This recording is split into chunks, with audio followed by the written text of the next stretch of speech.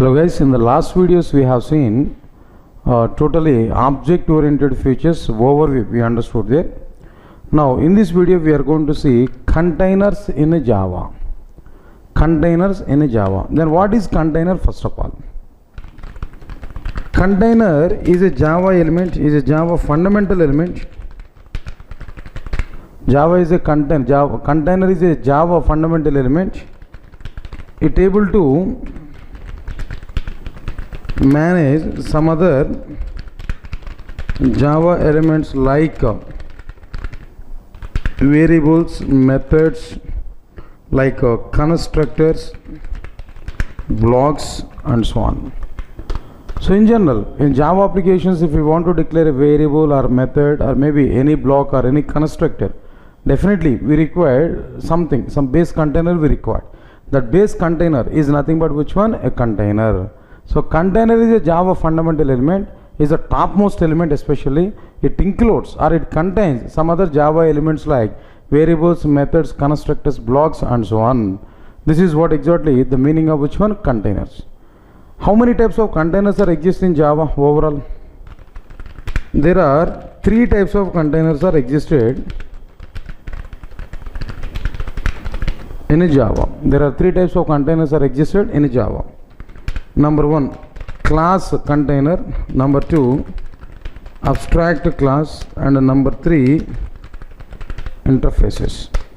Overall interface. 3 types of containers are existed inside the Java. First one is which one? Class.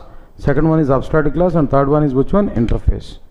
Now here, what exactly the meaning of class and what exactly the awareness on this class here, that features here we are going to understand clearly. Right, sir. Now understand this clearly. First of all is class. What is the requirement of the class in a Java applications? What is the need of class inside the Java applications? Right, sir. It's very simple. In a Java applications, to represent entities, in Java applications to represent entities, we have to use classes. In Java applications to represent entities, we have to use classes. What exactly the meaning of entity, what is the meaning of this entity here? How can you define this entity here in the case of Java applications?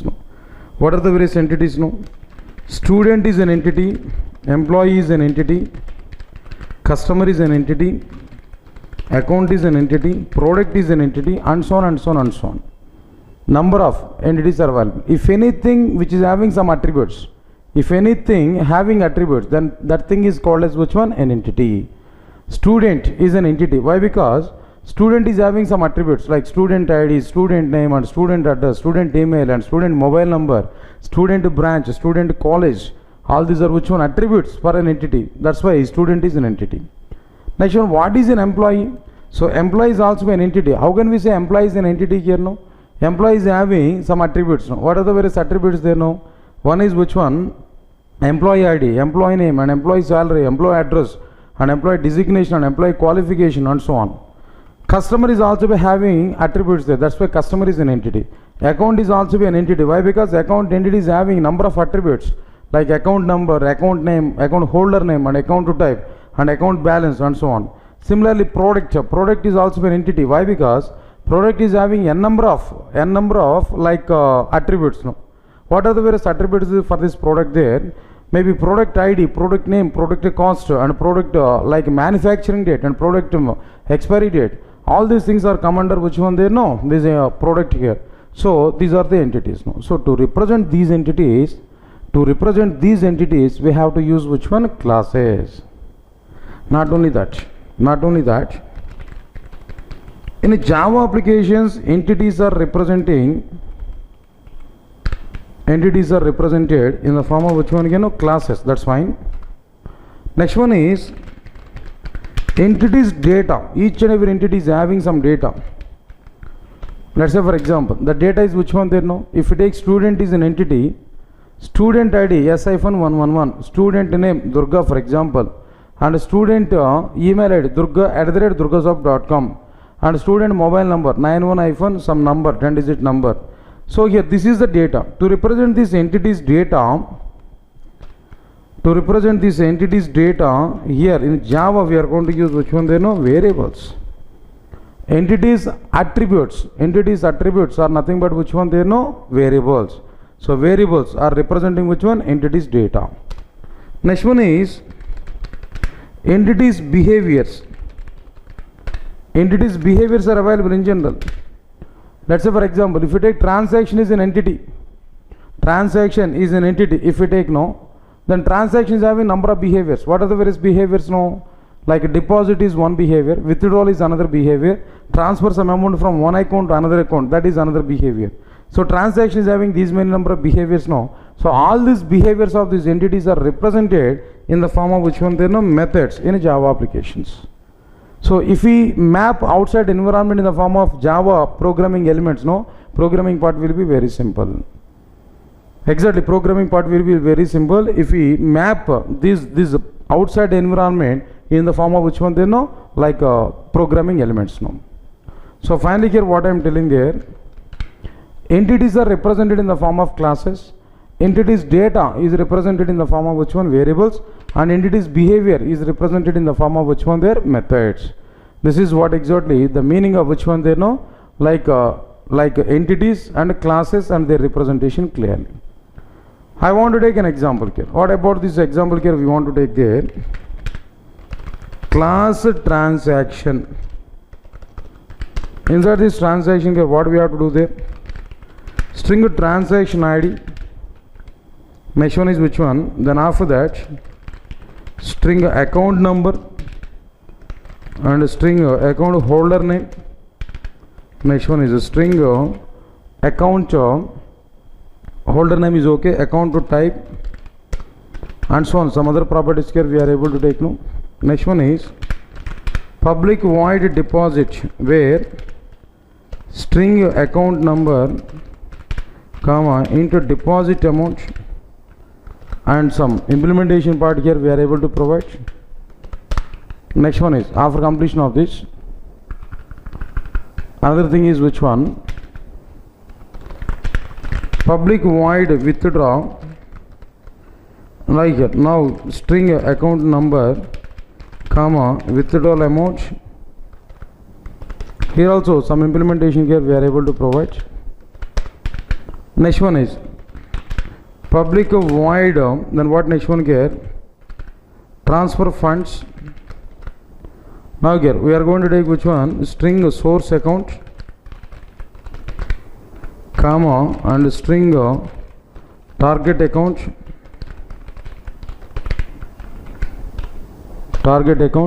comma into transfer amount, like this. This is another behavior. Here we are having number of elements. That's it. This is exactly the transaction entity here we are taken. Inside the transaction entity, here we are having which one? There no, all the details, transaction details, and as well as which one? Account details. That means these are attributes. Attributes in the sense data representation about our transactions. Next one is which one? There no, behaviors are available. Transaction behaviors are available. What are the transaction behaviors there? Deposit, withdraw, and transfer funds, and so on. All these are which one? There no, behaviors of the transaction exactly. So overall, this is what exactly the meaning of which one? Representation of the class and requirement of the class. That's fine. But how we are able to declare classes in Java applications? No. How it is possible to represent classes in Java applications? No. To prepare classes in Java applications, we will use the syntax.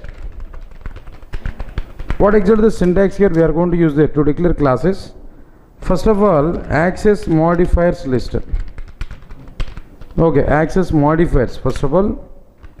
Next one is class keyword. We have to provide there class keyword, access modifiers, and class keyword. Next one is which one there? Class name. Then after that, optional extends the super class name. Next one is which one there? Implements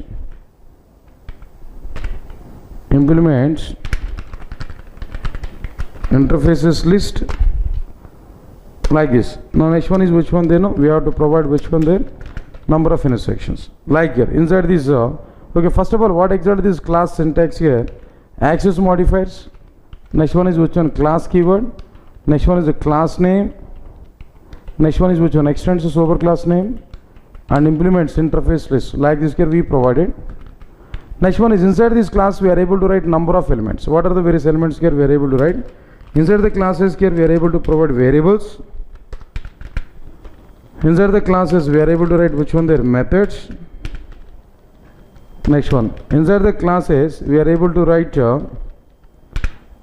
constructors. And inside the classes we are able to write then blocks, static blocks or instance blocks like this. Blocks we are able to provide. Next one. Similarly, inside the classes we are able to provide. After these blocks we are able to write again enums here we are able to write. Inside these classes we are able to provide again classes. Inside the classes we are able to write which one there? Abstract classes. Inside the classes here we are able to write which one there? No, interfaces and so on, many more. Inside the classes these many things here we are able to write variables, methods, constructors, blocks, enums, classes, abstract class and interfaces. Like this here we are able to provide. Now by seeing these syntaxes now we are having few interview questions. By seeing these syntax of this class we are having some interview questions. Which interview questions are available here? Right, question number 1. If you observe this extends keyword, here I specified only after this extends keyword, I specified only super class name. Inside this class syntax, here extends keyword we provided.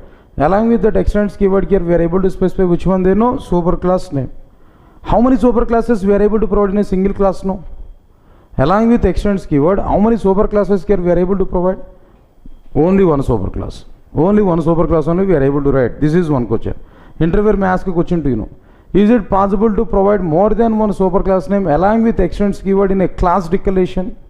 Answer is which one? No. Only one super class only here we have to provide. That's fine. Observe this. Same thing. Implements keyword here we are getting there. Along with our implements keyword, how many interfaces here we are able to provide? Interface list we are able to provide. What is the meaning of this interface list now? It's not like exactly one interface. We can write any number of interfaces. One or more number of interfaces we are able to write along with our implements keyword. Alright sir. So along with extends keyword only one superclass name. If you provide more than one superclass name, we are able to get compilation error.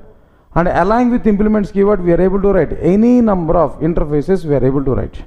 Any number of interfaces names we are able to write along with our which one there no implements keyword.